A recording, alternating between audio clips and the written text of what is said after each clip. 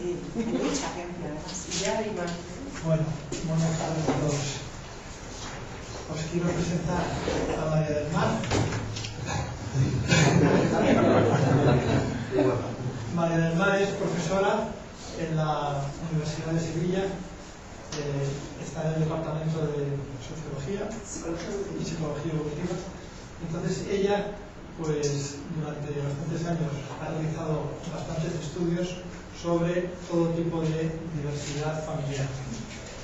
El tema que nos ocupa aquí en particular son las familias homoparentales, y ella, pues hace años, inició el primer estudio que se hizo en España con financiación de Gruega y Aldón, entre otros.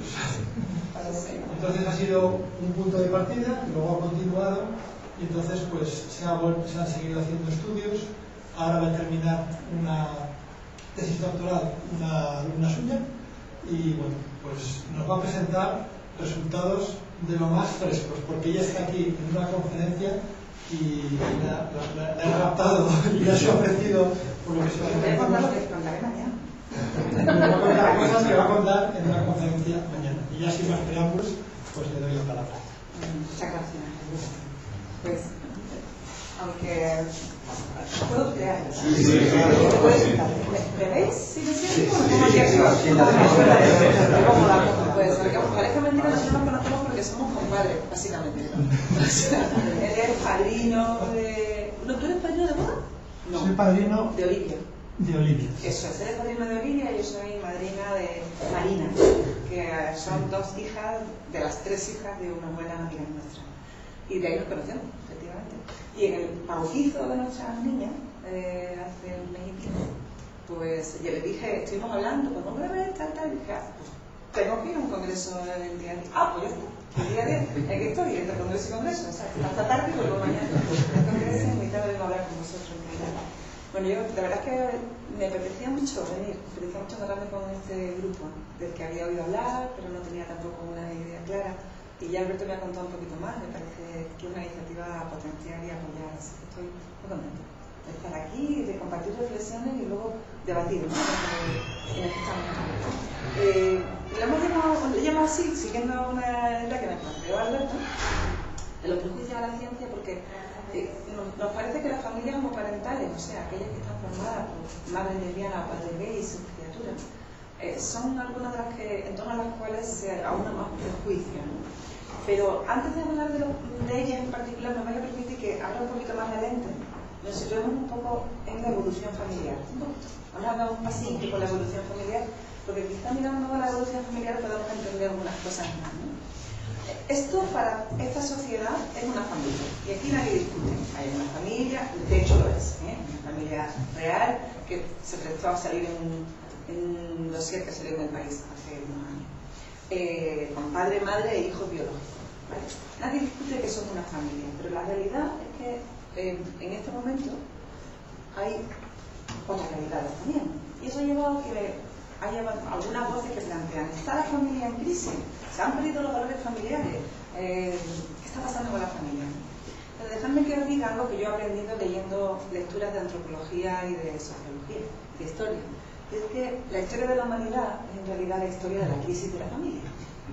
Porque, o sea, que está en crisis, pero siempre la está, básicamente. Es decir, que a lo largo de la historia y a lo ancho de la geografía, o lo que es mismo, a través de la cultura, las familias han ido evolucionando para adaptarse a las necesidades de cada grupo humano. Y os voy a poner el ejemplo más extremo de lo que conocemos nosotros, que fue el que más me sorprendió a mí cuando lo leí. Esto es una foto hecha en color, o sea, que no puede tener tantos años, ¿vale? Y es una familia, ¿cómo se llama? Poliándrica. ¿Sabéis lo que es la poligamia? En realidad eso, le llamamos poligamia a lo que sería la poliginia, que es que un señor tenga varias mujeres. La poligamia puede ser tanto poligínica o poliándrica. Bueno, pues tradicionalmente en Nepal las mujeres se casaban con dos maridos, con dos hermanos. ¿Por qué? Y esto es una familia de ese tipo. Porque de esa manera garantizaban que siempre hubiera un hombre con una familia, porque vivían de la transhumancia, vivían del pastoreo y de hacer de siervas. Entonces dejaban a la mujer y a las criaturas solas, y por ese modo de vida les era cómodo y útil tener dos hombres en la familia. Ahora ya las leyes han ido haciendo que se desaparezcan, aquí también, ¿vale? Pero lo he cogido porque a mí me resulta muy sorprendente, ¿no? Cuando me diré que yo no soy antropóloga, soy psicóloga evolutiva, pero para entender algunas de las cosas que ocurren se necesita mirar hacia otras disciplinas y aprender de ellas, ¿no? Esto era una familia hace no tanto. Esta era, de hecho, la familia más común a comienzos del siglo XX y en Andalucía hasta bien mediados del siglo XX y en bastantes lugares rurales de aquí también. O sea, ahí están abuelos, padres, hijos, hermanos solteros, viviendo todos en común, como una unidad de producción, como una unidad de defensa, de cuidado, de enseñanza, de salud. Y esto era el modelo más común de familia hasta hace realmente muy poco en nuestra sociedad. De hecho, ahora la familia en la era media y moderna, pero claro, como el proceso de industrialización en nuestro país, desde luego en el sur, desde donde yo vengo, ha empezado tan tarde, es más, todavía está en ello. Este modo de vida, este modo de familia ha durado muchísimo tiempo, ¿no? La primera, decía Emilio Lago de Espinosa, que es uno de los catedráticos de Sociología de la Familia de aquí de la Complutense, decía, cuando no había Estado, mercado, ciudad o iglesia, ejército o empresa, todo eso y mucho más era la familia extensa. Y ese era el modo más útil de familia, porque tenían que defenderse, tenían que producir, tenían que sostenerse, tenían que cuidar a las criaturas, tenían que cuidar a las personas que estaban entre ellos. Por tanto, y la primera transición familiar que se produce ya en la era contemporánea, digamos, con la industrialización, y ya no voy a contar mucha más historia, pues pasa de esa gran familia extensa a la nuclearización de la familia. O sea, padre, madre, en principio, con sus criaturas, porque se desgajan esas grandes familias a la medida en que la población va a las ciudades, a los centros industriales, se va urbanizando. Y en esa medida se van reduciendo, digamos, ¿no? Y van surgiendo otros servicios que prestan educación, sanidad, atención a las personas mayores. En ese sentido, se va cambiando, digamos, las funciones de la familia. Y ahí llegamos a la familia nuclear, que es esta de la que hablábamos de inicio, ¿no?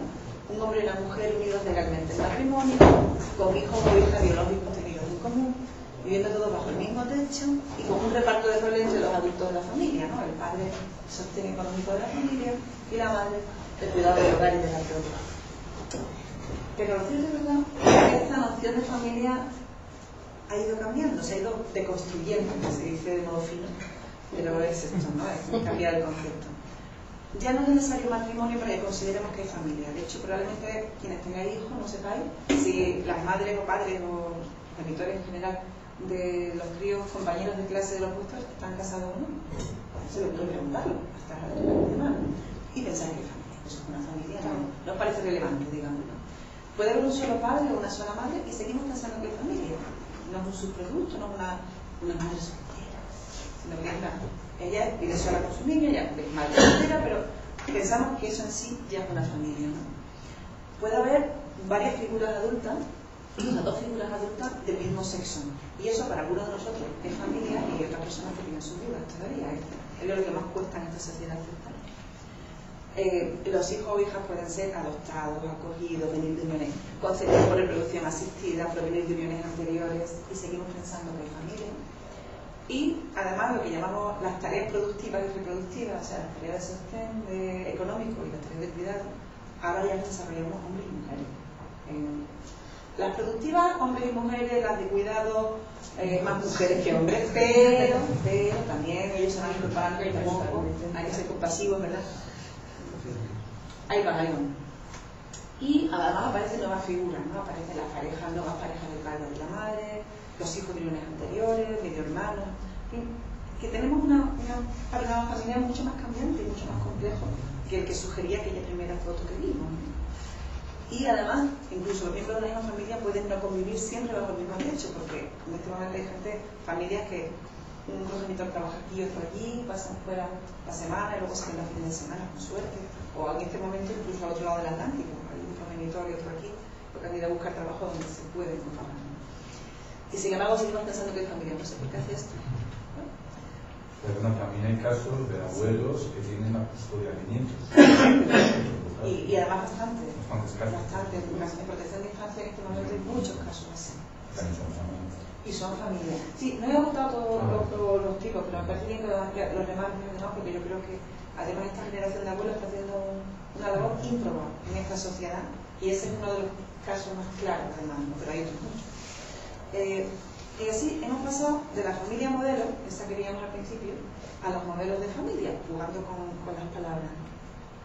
Y, por tanto, junto a esta primera que veíamos, pues hay familias de madres solas con sus criaturas, familias como esta en la que hay hijos biológicos y una niña adoptada, familias como esta en las que hay niños de una unión, niña de otra y una común, ella arribita.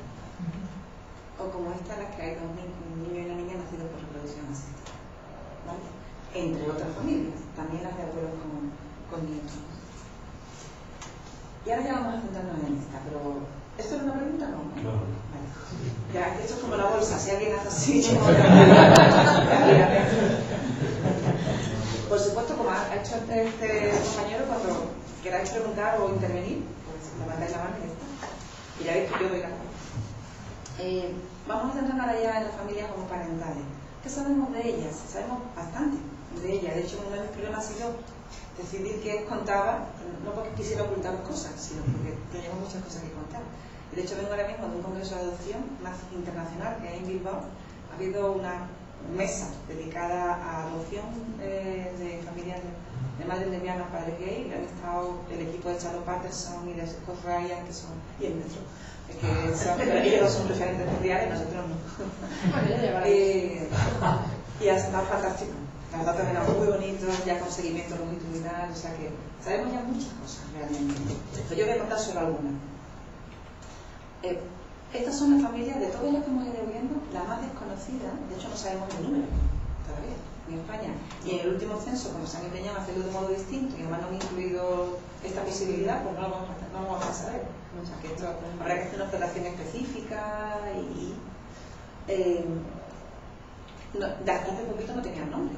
De hecho, cuando nosotros decidimos adoptar la nomenclatura que estaban usando en Francia, que llaman las homoparentales, fuimos el primer grupo que lo hace en España. Entonces se hablaba de familias homosexuales, familias, pero no de un modo, digamos, preciso, ¿no? Se hablaba de ello. Son las menos reconocidas y aceptadas por una parte de la sociedad, aunque buena parte sí las reconoce. Y son las que se contemplan con mirada más prejuiciosa, con mirada de cuando se le dice, es que esos niños no pueden crecer bien porque no hay padre, porque no hay madre. O sea, siempre se mira lo que no hay, no lo que está. Se dice, vale, no hay padre, pero hay dos madres. ¿Alguien se ha planteado qué aporta a un niño que tiene dos madres? Siempre se plantea qué aporta, qué le supone de no tener un padre, pero qué aporta tener dos madres, por ejemplo, ¿no? Se le mira con mirada homófoba. Por ejemplo, cuando se supone que los niños que crecen en ella van a sufrir abusos sexuales, y lo digo abiertamente, porque eso está detrás de alguna de las críticas, pegadas o abiertas, o van a ser homosexuales. Es que van a ser homosexuales como sus padres. Bueno, y si lo son. Ser homosexuales es otro modo de amar y erotizarse, ¿no? Tan normal y tan sano como cualquier otro. Por tanto, si son homosexuales, ¿qué ocurre? O sea, cuando se plantea esa crítica, detrás hay homofobia, sin la menor duda. Y con mirada heterosexista, ¿no? Que es lo que espera que todo se ajuste a los patrones de la vida de personas heterosexuales. ¿Quién hace de padre y quién hace de madre? Nadie hace de padre. Hacemos lo que podemos. La de las madres. Bueno, de hecho, habéis oído probablemente muchos de estos prejuicios, ¿no? Gays y lesbianas son personas insanas, inestables, incapaces de formar familia, carentes de habilidades parentales. Son personas aisladas que viven en guetos, los niños a vivir en entornos no normalizados. Eso es, van a tener un desarrollo psicológico alterado porque no tienen los necesarios referentes masculinos y femeninos.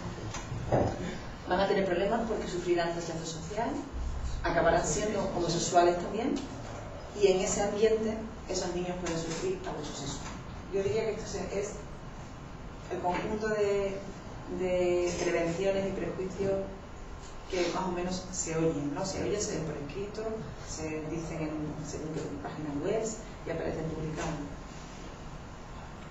Bueno, ahora vamos a contar un poquito qué sabemos de ello, ¿va?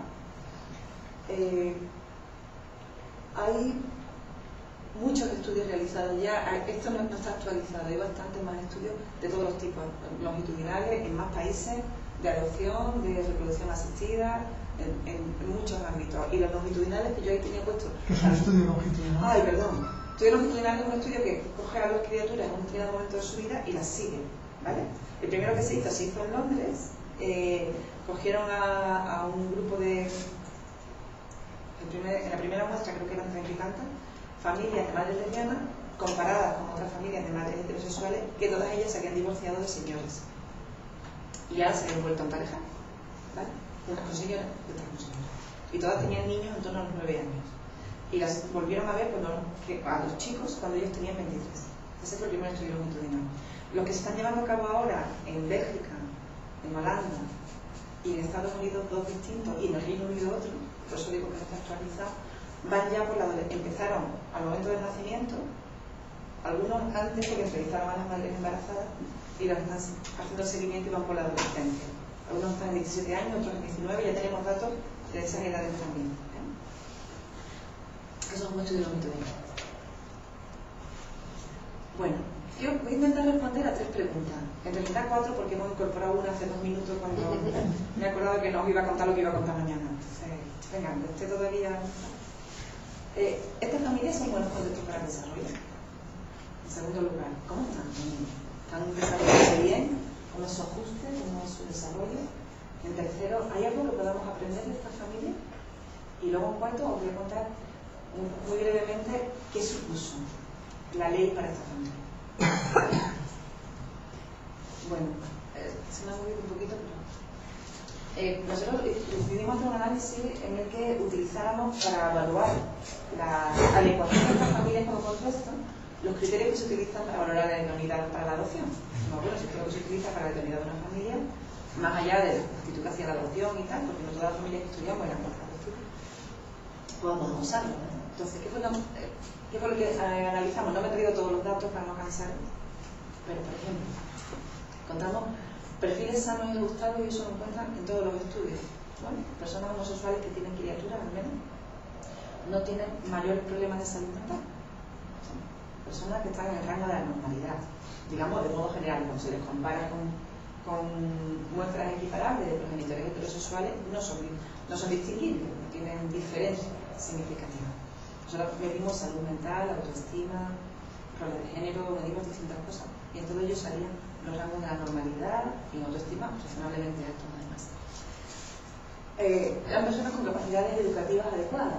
Nosotros utilizamos distintos instrumentos para medirlo. Un instrumento que mide estilos educativos, otro que medía concepciones en torno a la educación y el desarrollo infantil. En todos ellos nos encontramos que, al menos la muestra que nosotros estudiamos, tenía concepciones razonables de la educación, del desarrollo infantil, y desarrollaban estilos educativos en los que había una buena mezcla de cariño, afecto y comunicación, pero también normas, firmeza, exigencias de responsabilidades de los niños que se iban ajustando a la edad. Por tanto, en ese sentido nos quedamos bastante tranquilas en el equipo, ¿no? También medimos la dinámica familiar. No sé si me he traído algunos datillos cortos. Utilizamos distintos instrumentos. Ese que veis ahí es el FACES 2 de Olson. Es un instrumento que mide el grado de cohesión familiar, o sea, el grado de vinculación afectiva, y también el grado de estructuración familiar. Porque las familias pueden ser, desde un extremo a otro, familias en las que todo el mundo está junto, que todo junto, va a todas partes juntos siempre, y familias en las que cada día por su cuenta, ¿no? Esos serían los dos extremos. Entonces, Olson lo que planteaba es: lo sano es que cada quien tenga su puesto en la familia para que se sienta vinculado a los demás. Ahí fue donde nos salió el grueso de la familia que estudiamos en el primer estudio, en esos puntos intermedios, tanto en cohesión como en estructura. Hay familias que son muy rígidas, los niños tienen que estar a la misma hora, invierno y verano, clima sano, tienen que comer a tal, no pueden, y otras familias en las que cada quien come lo que quiere, no sabe si se come. Y bueno, ningún otro decía, bueno, lo importante es que haya rutina, que sea predecible la casa, sea predecible lo que va a pasar en esa familia, pero también que se adapte. O sea, si es viernes, no se puede acostar más tarde que si es lunes, la clase al día siguiente.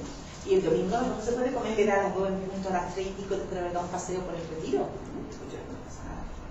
Pues eso fue lo que nos encontramos, que efectivamente eran familias, bueno, organizadas, estructuradas, pero con una cierta flexibilidad en la mayoría de ellas. Y a los hijos de estas familias que vimos, que estaban en la adolescencia y que no sabían que estaban siendo estudiados por su familia, en el primer estudio que hicimos no supieron nada. Vamos, no supieron que estaban siendo estudiados por ser hijos de madres lesbianas o de padres gays, ocultamos el objeto de estudio incluso a ellos, no a sus padres, obviamente, pero sí a ellos porque estábamos hablando del año 2001-2002. Estábamos en otra situación parecida a la que ahora. Porque no se había aprobado todavía el matrimonio y tal. Y había mucho miedo de muchas familias a ser expuestas, a que sus hijos les señalaran en la escuela, a que ellos se sintieran cobayas, decían, ¿no? Entonces, bueno, en la escuela supieron, ocultamos el objetivo último, según principios éticos que podemos aplicar. O sea, no se debe mentir en una investigación, salvo por salvaguardar un bien mayor, que en este caso era la confidencialidad de la familia. Entonces, en las escuelas dijimos que estábamos estudiando diversidad familiar, y eso es la verdad. No dijimos que era esta diversidad en particular. Y mentimos un poco porque dijimos que esa escuela había salido por azar. No era verdad. Allí estaba nuestro niño. Ni era verdad que cogiéramos por números aleatorios. ¿Aquí qué hay? ¿Primaria y secundaria? No, pues nos toca primaria aquí. ¿Hay varias líneas? Sí, pues la segunda, porque nosotros estábamos en tercero B. Y ahora, número aleatorio toca el 17, que era el nuestro, claro. Justo, mira, vamos a ver esto. Entonces, si nuestro vivía con su madre lesbiana y sola, o sea, divorciada, pues buscábamos un niño que viviera con una madre divorciada, en la misma clase, con el mismo nivel, con el mismo curso, con el mismo nivel. Decimos, necesitamos un niño con una madre divorciada. Ah, pues ese, no, este salió al azar, tiene que ser otro. Entonces pasábamos otro, o sea, buscábamos otro con el que pudiéramos compararlo. Y elegíamos otro también que era sencillamente el que le procedía en la lista. ¿Vale? Del mismo sexo. Si otro era un niño, ¿vale? El que le procedía del mismo sexo. Y esas fueron las muestras de comparación de los niños. Luego lo haré de ellos. Estoy todavía con los niños. ¿Vale? Pero a los hijos adolescentes de estos, no a los chiquitines, les teníamos que completaran algún cuestionario que ellos escriben. Y les pedimos, de otras cosas, que nos dijeran, completaran un cuestionario en el que analizan ellos el ambiente de sus familias. Pero no sabían que estaban siendo estudiados por eso. Y entonces, bueno, la imagen que nos dieron de su familia se parecía mucho a la que nos daban sus madres y sus padres. Y nos alegró, ¿no?, ver que había coincidencia en esto. Bueno, pues la describían como familias a las que les querían, familias organizadas, familias en las que se les supervisaba, que no andaban a su aire, familias en las que permitían un cierto grado de autonomía, aunque tal. Entonces, bueno, y en las que no había conflictos. Una de las cosas que salió también, ¿no?, era mediana en conflictividad. Lo cual, estando en la adolescencia, es hasta llamativo, pero eso fue el modo que lo describieron. Usamos ese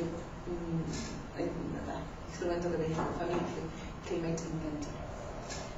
Y también le preguntamos a las madres cómo eran sus relaciones de pareja, distintas cosas. Lo que os traigo aquí es de un segundo estudio que hicimos, en el que entrevistamos, que es la tesis de Paqui, entrevistamos a hijos adultos de gays o lesbianas, y a ellos sí les entrevistamos, porque a nosotros no les preguntamos por su experiencia familiar, los que eran pequeñitos de primer estudio, pero estos sí, estos tenían entre 16 años y sí les preguntamos. Esto, por ejemplo, lo que nos dijo una chica anunciada de sus madres, que su amor es fiel, cosa que hoy en día no se ve. Bueno, fiel en el sentido de que es continuo, lineal, que es recíproco y se construye día a día. Es una relación de amistad, de confianza, ¿sabes? Como a muchas personas les hubiera gustado, porque ahora que tengo 22 años me doy cuenta. A lo mejor antes decía, mamá y mamá, qué bien, no sé qué, mis madres si quieren, no sé cuánto. Pero después llega un momento en que ves la vida realmente y tú dices, ¿realmente se quiere? Y no me gusta porque contrapone la mirada de una niña que ha crecido en un entorno amoroso sin ser consciente de que eso es un privilegio, que es un regalo de la vida, y que lo mira ya de adulta con lo difícil que es mantener un novio, una novia, en este caso era una novia, mantener una pareja, llevarla adelante, que comparas con otra familia y te das cuenta que hay muchos conflictos y dices, ¡ay, mi madre se quiere! ¡Qué gusto! Bueno, eso es lo que estaba contando, ¿no? Pero también les preguntamos por cómo era la relación entre las parejas de sus madres y tal, y nos encontramos un poco de todo. La gran mayoría describían relaciones que iban bien, algo de, y en algún caso, en 2 de los casos, sus madres se habían separado de sus parejas, y tenéis, he cogido 3 casos distintos, ¿vale? Pero para mí, la pareja de su madre ha sido mi madre. Me ha pagado el estudio, me ha comprado la ropa, me ha hecho la comida, me ha limpiado el culo cuando era bebé, se ha preocupado de las parejas que he tenido, si iba mal se preocupaba. O sea que para ella había sido otra madre. Que sus padres se separan, las padres de esta chica se separan cuando ella tenía 2 años. Y un año después la madre se empareja con esta señora, con la que ya se ha casado 20 y tantos años después. Buenísima. Para mí, la pareja de su madre es una buena amiga que sé que tendré siempre. Cuando necesite ayuda va a estar, cuando necesite hablar va a estar ahí, cuando necesite cualquier cosa me va a responder como pueda, si eso está en su mano. Es una buena amiga y la pareja de mi madre. No para todos fue una segunda figura materna. Por ejemplo, en este caso, esta chica tenía 13 años cuando su madre se empareja con una mujer. Y hasta entonces se había vivido como heterosexual y ya recuerda como heterosexual. Y un día los reúne a ella y sus dos hermanas y les dice que se ha enamorado de una mujer. Y que se lo quiere decir ella antes de que se lo digan en la calle, en un pueblo pequeño. Y que está feliz, que se lo dice para que te puedan responder que ella está feliz, ¿no? Y que quiere que la conozcan, que es una persona muy buena, y efectivamente debe serlo porque nos decían las hijas, entrevistamos en esto. Sin embargo, el caso de esta otra chica fue distinto. Era la pareja de mi madre. Yo tenía que convivir con ella por huevos. Con ella siempre me llevaba fatal desde el principio, porque la relación de ella para mí siempre ha sido un desastre, porque yo no las veía felices, ¿no? O sea, esta generación, esta muestra, han sido, la mayor parte de ellos eran hijos de relaciones heterosexuales anteriores. Entonces han sido familias reconstituidas, ¿no? Familias combinadas, con lo que implica, que a veces va bien, que a veces no va bien. Es así, ¿no? Es decir, no he querido sustraer, en algunas sí que han tenido problemas. De hecho, la madre de esta chica y su pareja se separaron. Cuando la entrevistamos nosotros ya no estaban juntas. Ay, perdón. Otra de las cosas que analizábamos era cómo era la vida cotidiana de estos niños. Porque cuando estábamos haciendo la investigación, a Esther, que es una buena amiga, le dijo su vecino: niña, ¿tú qué estudias? Y ella explicó lo que estudiaba. Y dice: esos niños no pueden estar bien. Esos niños hacen una vida normal. ¿Tú has visto alguna vez un homosexual en el parque con los niños? Claro. Esperará que vayan con un cartel o algo. ¿Sabes? El padre con su criatura que va en el parque, o la madre con su criatura, no se le ha podido imaginar que puede ser un señor gay o una señora lesbiana. Entonces dijimos, bueno, pues si una parte de la sociedad piensa que estos niños están todo el día metidos en tocar el ambiente, habrá que introducir como pregunta de investigación qué hacen estos niños todos los días. Entonces introducimos una rejilla de la rutina de vida cotidiana, ¿no? A la que respondían las madres o los padres cuando los niños estaban en infantil o primaria, pero en secundaria las respondían los propios chicos, los adolescentes, que saben mucho mejor ellos mismos, ¿no? Lo que hacen que sus padres. Perdona que lo diga, pero entonces, estas son horas, ¿eh? Lo que están midiendo en el ordenador, lo que tenéis son horas, y los 3 niveles de infantil, primaria y secundaria. Como con los años van bajando las horas de sueño, van bajando las horas de juego, van subiendo las horas de escuela, las horas de estudio, las horas de actividades extraescolares, y también de primaria y secundaria suben las horas con los amigos. Está bien, o sea, una compensación que da tanta rigidez. Y lo que puedo, o sea, muy normal, ¿no os parece? Y lo que decía esta chica de su vida de familia era: yo aprendí a montar la bicicleta, iba a fiestas de cumpleaños, iba al colegio, todo normal. Lo que pasa es que yo tenía una madre y una madre, y a lo mejor los demás tenían un padre divorciado con otra familia, una madre con un padre, una madre viuda. Yo he hecho una vida completamente normal, las necesidades básicas cubiertas, un colegio, me ha dado la oportunidad de yo curiosidad en la vida, de aprender, de crecer, de ser autosuficiente. ¿Qué más pido a una persona? Decía ella, ¿no? Hablando de su madre. Y también veíamos si tenían apoyo social, o si realmente eran familias aisladas, que no tenían redes y tal. Bueno, pues no me he traído, hay una que no. Encontramos que tenían de media 9 personas y pico. La amplitud de la red eran 9 personas y algo, de media. O sea, las personas con las que podían contar para cualquier cosa. La pregunta era: si tú alguna vez, si te estropeas un coche, necesitas que te preste alguien dinero, o tienes necesidad de contarle algo que te preocupa a alguien, o de contar una preocupación, ¿con quién podrías contar para eso? Entonces hacíamos un listado de personas con las que podías contar, ¿vale? Bueno, pues de media salían 9 personas. Entonces no sabíamos cuál era la media española. 9 personas. También. Sí. O sea, esto era 9,4 y la media española era 9,5. Vamos, esa décima yo creo que no era muy importante. Eso fue lo que nos salió. Y luego, internamente eran redes variadas de apoyo, ¿no? Aquí tenéis, o sea, ahí tenéis familiares de sus amistades. Había más amistades que familiares, como veis, en proporción, pero eso se corresponde mucho con que las muestras no eran bastante urbanas. O sea, en la vida rural, tu red de apoyo es casi solo tu familia. Y cuando te vas yendo, digamos, a la vida más urbana, pues no dejas a tu familia, sigue estando ahí, pero vas incluyendo otra gente que acaba siendo esa otra familia extensa con la que también contamos. eso fue lo que nos salió. Y esto es la proporción de heterosexuales en morado, homosexuales en amarillo. O sea, hay más personas heterosexuales que homosexuales, como ocurre en la sociedad. Es así. Esto, de todas maneras, cuando me tocó ir al Senado, el representante del PP dijo: he visto que era casi un 28% la proporción de homosexuales en la red social de... ¿Está usted convenido conmigo en que es un porcentaje bastante más alto que la homosexualidad en la sociedad en general? Sí. Igual que entre la gente a la que nos gusta la música y más melómano, de la gente a la feminista y más feminista, de la gente del PP seguro que hay más gente del PP, bueno, no ya sé. Pero lo pensaste. Dices algo parecido. Que Dios la política, hay más gente que no es política. Y aquí está la relación con la familia de origen, que era algo que también nos preocupaba. Nuestra sociedad es una sociedad que los profesionales de la psicología definen como muy familista. Es verdad que la familia nos importa, que tenemos relaciones muy estrechas con ella. Y no sabíamos, bueno, cuál era la vinculación que tenían con su familia, si las veían, no las veían, si las habían apoyado en la maternidad y la paternidad. Entonces lo que nos encontramos era que había un 21%, creo que las veía a diario, un 36% casi que las veía semanalmente, un 25% que las veía mensualmente. Ahí está el 80% de la muestra, sumando esas tres cantidades. O sea, el 80% de la muestra veía a su familia o a diario, o semanalmente o mensualmente. Y el 20% restante pues tenía una frecuencia trimestral o menos frecuencia. No voy a decir que en todas las familias todo fuera bien desde el principio. Nos contaron que hubo familias en las que les costó aceptar la sexualidad de sus hijos o de sus hijas, y quienes estáis aquí tendréis experiencias parecidas. Pero también nos contaron que en muchos casos los hijos o las hijas les incluyeron a todo el mundo. Uno de los casos sí que recuerdo que nos llamó la atención era una chica que era hija de un militar, de una familia muy religiosa, muy conservadora ideológicamente también. Y cuando ella se empareja con la que sigue siendo su pareja y ahora ya su mujer, empezaron en la adolescencia y tienen 45 años ahora.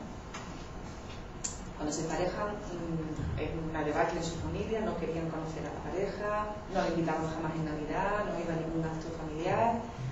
Y cuando es ella la que se queda embarazada, porque está en mejor situación biológica también, y cuando nace el niño las incluye a las 3. O sea, los 3, en la familia extensa. Entonces, cuando lo entrevistamos ahora, veían a la familia todos una vez a la semana.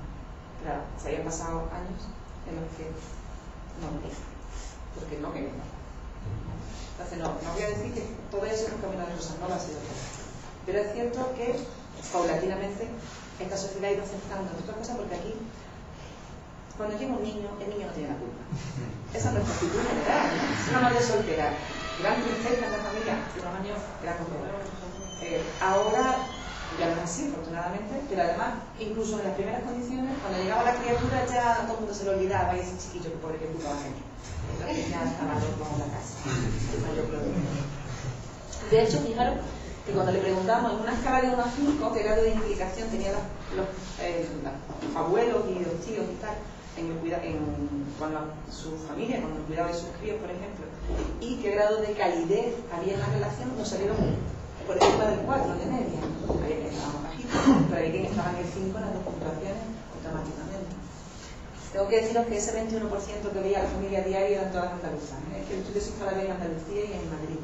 En Andalucía vivimos en apiñamiento, como dicen. O sea, si tú puedes vivir en la misma ciudad, en el mismo barrio, en el mismo bloque, a ser posible, en el piso de al lado. Es muy común eso de vivir muy cerca. De hecho, nuestra familia nos decía, bueno, en muchos casos eran los abuelos los que recogían al niño del cole, ¿no? Pero en otros casos es que, me acuerdo de un padre gay solo, que era tan solitario, que cada día salía con su niñita Marina a un paseo, lo que hacían era ir a ver a los abuelos. Veían a los abuelos, y luego se iban al parque. Cada día era la rutina, ¿no? Es muy de allí. Bueno, primera conclusión, no es mía, es de la Asociación Americana de Psicología y la hizo en 2004. ¿Vale? Como la Asociación Americana de Psicología se han pronunciado la de psiquiatría, la de psicoanálisis, la de trabajo social, la de pediatría, y puedo seguir enumerando asociaciones profesionales. ¿Vale? Dijo, no hay evidencia científica de que la efectividad parental esté relacionada con la orientación sexual de los progenitores. madre lesbiana, padre gay, o madre gay y puesto por el padre, aportan entornos tan sanos y con apoyos como los que aportan los progenitores heterosexuales. Esa fue la conclusión que llegaron después de hacer un dossier, una revisión de lo que había publicado hasta entonces. Han vuelto a reiterarlo hace poquito. ¿Cómo es el ajuste psicológico de los niños que crecen en ella? ¿Cómo están nuestros niños? Bueno, estos fueron los primeros datos que nosotros sacamos ese día. Ahí están los 3 tipos de niños, que yo os decía, el nuestro, el que está arriba, ¿vale? El de abajo es el del mismo sexo y el de más abajo el del mismo tipo de familia, pero heteroparental a priori. Todo lo que veis ahí no hay diferencias. O sea, ahí tenéis competencia académica, son como en la escuela, aquí competencia social, que la medían sus tutores, completaban un cuestionario que se llama SSRS, Social Skill Rating Scale, y entonces lo completaban en un montón de ítems, 40 y tantos ítems. Y completaban ese cuestionario para ellos y para los 2 chicos con los que estábamos comparando. Esto es autoestima, medida, como no puede ser de otra manera, son ellos mismos los que dicen dónde están en autoestima, en unos casos completando un cuestionario, en otros casos una entrevista. Y esto es ajuste emocional y comportamental, es un cuestionario que mide problemas de ajuste, ¿vale? Hiperactividad, agresividad, depresión, ansiedad. Entonces, en todos ellos salieron dentro de los rangos de la normalidad y además no se diferenciaban significativamente de sus compañeros. En este caso, en el que mide problemas, estaban 16 el valor por encima del cual se empezaba a considerar que podía haber un problema clínico. Muchos salieron por debajo. Y en autoestima sería por encima del 3, en el 3 o por encima, que es decir, autoestima media alta. En competencia social salieron en niveles medios altos también. Y en competencia académica por encima del 2, que era la media. O sea, ¿bien? Ellos y los chicos con los que lo estábamos comparando, de media, razonablemente bien. Estos son los mayores, que también hemos medido en ellos ajuste de salud mental, con otro cuestionario. Esta es su autoestima y esto es satisfacción vital. Y en las tres puntuaciones, los chicos estos que tienen entre 18 y 36 años, pues han salido bien. O sea, en salud mental por debajo de la puntuación criterio, en autoestima y en estabilidad de la autoestima por encima de 3, y en satisfacción vital, en morado tenéis el porcentaje de ellos que tiene satisfacción alta. Eso quiere decir que en una escala de 1 a 7 están por encima del 5, ¿vale? Y los otros en amarillo tienen satisfacción media, están entre el 3 y el 5, ¿vale? Y bueno, teniendo en cuenta que tienen la edad que tienen los pobres, entre 18 y 36, que es una edad, en fin, en la que hay muchos debates y muchas cosas, ¿no? Pues vamos a tener satisfechos con sus vidas. Ese es un buen indicador de bienestar psicológico. Es un indicador que empezamos a tomarlo en psicología. Durante mucho tiempo hemos mirado al ser humano y al psiquismo de un modo muy patológico, ¿no? Hemos mirado las patologías. Y hay una corriente, desde hace ya un tiempo, que intenta contemplar las experiencias psicológicas humanas medidas de bienestar, ¿no? Entonces se están desarrollando instrumentos para medir el bienestar, y este es uno de ellos, mide satisfacción vital. ¿Cuánto te contentas tú con tu vida? Que sería básicamente lo que mide son 5 ítems. Esto es la integración social de los pequeñitos de nuevo, ¿vale? De los que vimos en el primer estudio, que tenían entre 3 y 16 años, que no os he dicho la edad ni nada. Ahí tenéis que medimos, usamos una escala de calificación, o sea, nuestros niños estaban en una clase, ¿no? Pues le pedimos a todos sus compañeros que valoraran a todos los compañeros de la clase en una escala de 1 a 5. Según si les gustaba mucho hacer cosas con ese niño o esa niña, o si les gustaba poco o nada, ¿vale? Bueno, pues de 1 a 5, de media, en la media, de 3. Y sus compañeros con los que les comparábamos también salieron de media en la media. Y ese es un valor que sí es sensible. Cuando un niño está sufriendo rechazo sistemático o está siendo aislado, lo cambia, ¿eh? No hubo diferencias significativas. Le preguntamos si tenían amigos o amigas en clase, todos tenían amigos íntimos y no había diferencias entre ellos, aunque se vean valores más altos aquí, que debimos eliminar de ahí a un outlier, que a uno que estaba fuera de la lógica, pero dijo que tenía 100 amigos y encima nos lo creímos. Yo cuando vi que en la muestra estaba puesto con 100, digo, aquí alguien no pensó que esta estructura no. Entonces, no hemos querido cambiar la tal, porque está puesto como un 12, por eso sale muy alta la media esta. Pero como hay una diferenciación tipo, pues hay mucha diferencia entre dispersión entre uno y otro, pues no salen distintos, de hecho, 3. Y esto es cuánto de satisfechos estaban con sus amigos. De 1 a 5, la pregunta era tú crees que verificar lo satisfecho que tú estás con tus amigos. De 1, nada satisfecho, y 5 muy satisfecho, casi en el 5 también. O sea que Bueno, también, tienen amigos y se sienten aceptados en clase, ¿no? De hecho, esto era lo que nos decían distintos chicos de los mayores. Es decir, yo nunca me he sentido ni excluida, ni rechazada, ni marginada. Decía esta chica, y esta otra decía, a mi casa venía everybody. Algunos eran más íntimos y otros eran más colegas, pero que nunca ni sentí la necesidad ni de dar explicaciones de mi madre está en pareja con una mujer ahora que vaya a entrar en mi casa, ni de ocultarlo. O sea, simplemente porque el que venía a casa, pues yo vivía con mi madre y con Carmen.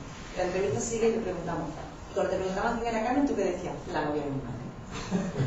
Dice, ya está, tenía que dar más explicación. Dice, y nunca me pasó nada. Y el único que sí que nos dijo, de los 30 que hemos entrevistado, hubo uno, que dijo que un chico que vivía en Madrid, que se viene a vivir a Madrid, de hecho, porque la madre se empareja con una chica, y cuando entra en el barrio, él estaba en la adolescencia además, y él le pareció que había como burlas veladas, lo dice, ¿no? Dice, evidentemente notas actitudes raras entre niños, ¿sabes? Con comentarios a veces vejatorios, muy indirectos, pero ¿sabes por dónde van los tiros? La misma reacción que del chico gordito, la misma que del padre que es borracho, la misma, ¿no? Y a él. O sea que, y probablemente hubo más, pero de verdad que esto le preguntamos mucho, a los chicos que entrevistamos, y en el instituto alguna vez te sentiste con los amigos y tal, cuando subieron, y todos nos habían dicho que no, pero fue curioso porque una chica que entrevistamos, que nos dijo que no había tenido ningún problema, a lo largo de la entrevista, en otro momento nos cuenta algo que le había ocurrido, y que era tal que esto. Un día, en un cambio de clase, se me acerca una de la clase y dice, tu madre es bollera, ¿no? Dice, y yo dije, esta es la mía, con la clase grande, me dije, mi madre es lesbiana y feliz. ¿Tú puedes decir lo mismo de la tuya? Dice, ya se lo pero no solo no lo ocultaba, sino que es que además estaba diciendo, pero además feliz, ¿eh? O sea, y ya está, ya no hubo problema, y a partir de ahí el paño de lágrimas de toda la cristiana que lo del instituto, porque era heterosexual, con ella, porque ella había hablado abiertamente del lesbianismo cuando nadie en el instituto hablaba esa palabra, era una palabra que no existía, y le lesbiana, feliz, ¿por qué te le digo a tú?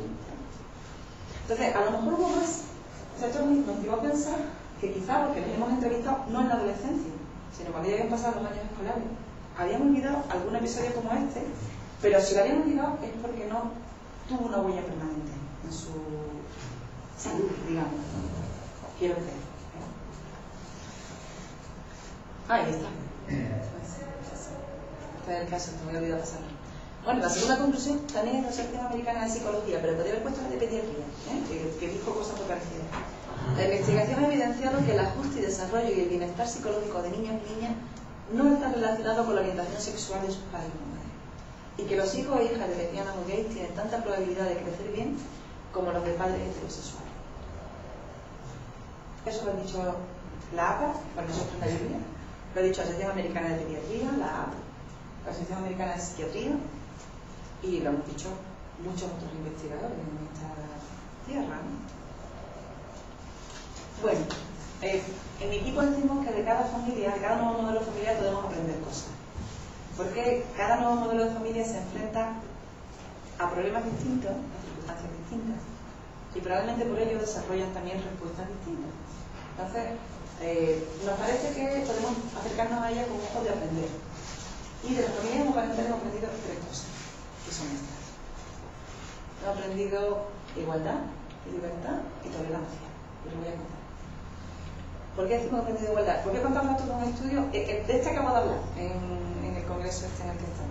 Un estudio que hemos hecho en Estocolmo, Malopolska, que es una región de Polonia, y Andalucía, y que analizábamos conciliación en diversidad familiar, ¿vale?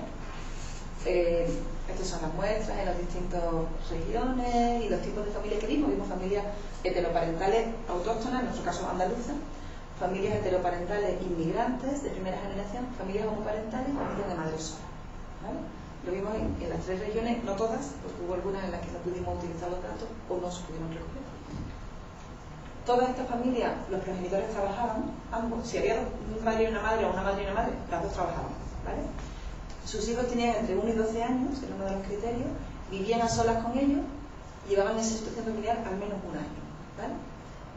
Y medimos, por ejemplo, está puesto en inglés, lo siento, pero es que he sacado una cosa extra en inglés. las tareas cotidianas de cuidado infantil, pues ocuparse del niño por la mañana antes de ir a la escuela, llevarlo y traerlo de la escuela, la hora de la comida, supervisar las tareas escolares, hacerse cargo de las actividades extraescolares, las fiestas de cumpleaños, en fin, todas estas cosas que hay, la hora de la cena y las rutinas del sábado. Eso era lo que me dijeron. Y esto fue lo que nos encontramos. Preguntamos, en la barra roja tenéis a la persona que entrevistábamos, que era, en el caso de las familias heteroparentales, o sea, de padre y madre, preguntábamos a la madre siempre, porque también teníamos familias de madres solas, claro, para que fueran comparables, madres solas, madres casadas con señora y madres casadas con señora, ¿vale? Y aquí las tenemos. Entonces, en rojo está la persona que entrevistábamos y en morado lo que según esa persona hacía su pareja, ¿vale? Entonces, como veis, arriba tenéis la madre lesbiana, pone same-sex couples, que prácticamente no se distinguían en el número de tareas diarias que desarrollaban. Y sin embargo, había una diferencia clarísima en las familias heteroparentales, aún más en las inmigrantes, que traen patrones, digamos, todavía más tradicionales de sus países de origen. En Andalucía, la inmigración es sobre todo latinoamericana y magrebí, o sea, que eran sobre todo de esa zona, ¿no? Y lo mismo pasaba, y las diferencias eran muy significativas entre ellas. Había una pregunta en el cuestionario que pasábamos, que era, ¿alguno de vosotros ha dejado de trabajar alguna vez para cuidar de vuestros hijos o de vuestras hijas? No la baja maternal, sino una excedencia especial, ¿no? O dejar de trabajar o no coger un trabajo para cuidar de sus criaturas. Y nos encontramos que mientras en las heterosexuales quien lo había hecho sistemáticamente era la persona entrevistada, lo tenéis en rojo de nuevo, en las homoparentales eran ambas quienes habían tomado la decisión con más frecuencia. O sea que era un modo compartido, digamos. Y de hecho, déjame que cuente este de abajo, cuando le preguntábamos a la madre lesbiana si había alguna ventaja en eso de vivir con una mujer y no con un hombre, de su familia, ¿no? Una ventaja que viene a su familia, decía, yo veo una ventaja en la cuestión de que seamos dos mujeres por muchas cosas. Referente a la organización del hogar, como si dijéramos una cosa así, creo yo, como más igualitaria. Yo no vivo como mi hermana, por ejemplo, con una carga toda para ella, pues no, esto es una cosa como igual. Cada una hace lo que le gusta, y eso es una ventaja. Eso, en una familia heterosexual, sí hay una subdiferencia, planteada ella. También medimos el tiempo personal, que cada uno tenía para sí mismo, ¿vale? En una escala desde 1 nunca a 5 casi a diario. Y aquí nos encontramos las madres lesbianas, no se diferenciaban entre ellas en tiempo personal, y sin embargo, sistemáticamente las heterosexuales nos decían que sus parejas varones tenían más tiempo libre y personal que ellas. Tengo que deciros que las madres lesbianas andaluzas eran las más suecas de todas las nuestras. Porque como estábamos viviendo en Estocolmo también, en Estocolmo no había diferencia tampoco, entonces las nuestras eran como las suecas. En Suecia no se diferenciaban, las homoparentales y las heteroparentales no se diferenciaban, en Andalucía y en Polonia no cuento, aún más peor, pero las homosexuales españolas eran las más suecas, eso las llamamos así, las suecas. Y de hecho, los niños así lo habían aprendido. Estos son datos todavía del primer estudio que hicimos con niños muy chiquitinos, ¿no? Usamos un instrumento que eran unas tarjetitas en las que había un objeto en cada tarjeta. Eran 10 objetos tipificadamente masculinos y 10 objetos tipificadamente femeninos. Un biberón, un secador de pelo, versus una sierra, una goma de bombero, ¿vale? Entonces, le decíamos, tenían 3 cajitas y le decíamos, ¿esto quién lo puede usar? ¿Esto quién lo puede usar? ¿Los hombres, las mujeres o ambos? ¿Vale? Tenían una cajita con una figura masculina, una femenina y una con dos figuras. Estamos hablando de niños entre 3 años y 6, ¿vale? Entonces íbamos poniendo en un lado uno, otro. Cuando teníamos que hacer aquello, cogíamos la cajita de ambos y decíamos, bueno, vale, ya sabemos que lo pueden usar ambos, pero ¿quién lo suele utilizar? Entonces forzábamos una clasificación ya por género, digamos, ¿no? Entonces, lo que tenéis aquí es el resultado de la segunda pregunta. ¿Quién suele utilizar esto? Y entonces estamos hablando de su conocimiento de los roles de género. Ahí no había diferencia entre ellos y sus compañeros de clase. Acertaban más o menos. Los más chiquitinos, los que en infantil acertaban lo mismo de poco. O de mucho, y en primaria teníamos clarito todo. Y aquí tenemos flexibilidad, que era la respuesta a la primera pregunta: ¿cuántas tarjetas pusieron en la caja de ambos? Entonces ahí la diferencia sí fue significativa, a pesar de que sea una muestra muy chiquitina, a un nivel de significatividad del 5%, vamos, del 95%, digamos, con un 95% de probabilidad de no equivocarnos, eran significativas diferencias. La media era 13,8 objetos, o sea, casi 14 objetos de los 20, mientras que sus compañeros de clase de media dejaban 8 menos. Y la tercera cosa que hemos aprendido de ello, la segunda, perdón, hemos visto igualdad, libertad. Una de las cosas que hemos visto en la libertad es en el modo en que educan a sus hijos para vivir su sexualidad. Por ejemplo, este era un padre que tenía en aquel momento una niña de 5 años, ahora ya es una adolescente de 16, esto era el año 2001. Hombre, ahora ella en un momento muy pequeña, ella sí pregunta, hace comentarios del tipo: pues me han dicho que los niños no se dan besos en la boca con los niños. Y yo le digo que sí, si están enamorados. Y le dejo muy claro, cuando juega con las muñecas, con el Ken y la Barbie, entonces yo con ella jugar y le digo: pues a lo mejor se enamora de la otra Barbie y se hacen novia la otra. Y hay veces que va por 2 muñecas y se pone: son novias y se dan besitos. Cuando escuché esto yo decía: yo nunca he hecho eso con mis hijos. No se me ha ocurrido nunca decirle: las dos Barbie pueden ser novias. Y pensaba en otro tono, ¿cuánta gente le he querido decir? O sea, ¿cuánta gente ha abierto la posibilidad de que sus hijos pudieran ser homosexuales, heterosexuales? No. Se nos ha canalizado a todo el mundo para ser heterosexuales, y algunos hemos sido heterosexuales, no, pero contra el canal. O sea, quien no ha sido heterosexual ha sido rompiendo las paredes de ese canal en el que lo estaban metiendo desde muy pequeñito, ¿no? Y estos son los datos de los hijos adultos, estos datos de orientación sexual, ¿vale? Hemos usado la escala 15, quizás os suene, es una escala que tiene 7 puntos, del 0 al 6, desde solamente homosexual a solamente heterosexual, ¿vale? Entonces, nosotros le pedimos a los chicos que se situaran en esa escala en distintas dimensiones. Puede situarse en fantasías, en atracción, tal, y en autodefinición. Finalmente, ¿tú cómo te definirías en esta escala de 7 puntos? Bueno, pues de los 30, 18 se han definido como solamente heterosexuales, ¿vale? 6 se han definido como mayoritariamente heterosexuales, son esos que tenéis ahí. 2 como algo más heterosexual que otra cosa. Una chica se define como lesbiana, 2 que se define como mayoritariamente homosexuales y uno que se define como solo homosexual, ¿vale?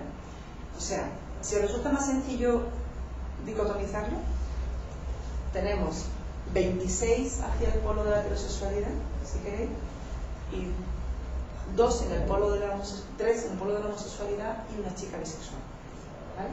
O sea, 26 heterosexuales, 4 no heterosexuales, si lo queréis denominar así. Es más de un 10% de la muestra, sí. Sería un 15, o por ahí, ¿no? Son datos equiparables a los que hay en otros países. O sea, en los datos que vamos viendo salen entre un 0, 5, los que menos han encontrado, cuando están midiendo sobre todo al inicio de la adolescencia, hasta un 20. Esos son los datos que tenemos. Teniendo en cuenta que además están ligados, estos estaban ligados biológicamente a sus padres o a sus madres. Y realmente no sabemos el origen de la homosexualidad como no sabemos el de la heterosexualidad. Y nos lo preguntamos, ¿a qué? Quiero decir que no sé si, que no nos preocupa. Pero que pueda haber clave genética, bueno, puede ser. Que tenga que ver con eso también.